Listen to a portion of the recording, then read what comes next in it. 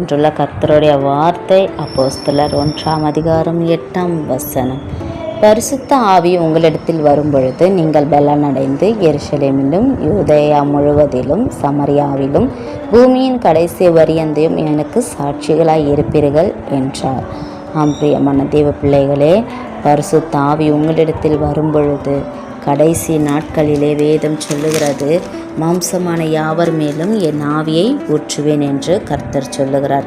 பாருங்கள், சீஷர்கள் எல்லோரும் ஒரு அறை வீட்டுக்குள் செபிக்கும் பொழுது அல்லாமலும் அக்கினிமயமான நாவுகள் போல பிரிந்திருக்கும் நாவுகள் அவர்களுக்கு காணப்பட்டு அவர்கள் ஒவ்வொரு வேலும் வந்து அமர்ந்தது. அவர்கள் எல்லோரும் பரிசுத்தாவினால் நிரப்பப்பட்டு ஆவியானவர் தங்களுக்கு தந்தருளின வரத்தின்படியே வெவ்வேறு பாஷைகளிலே பேச தொடங்கினார்கள் என்று.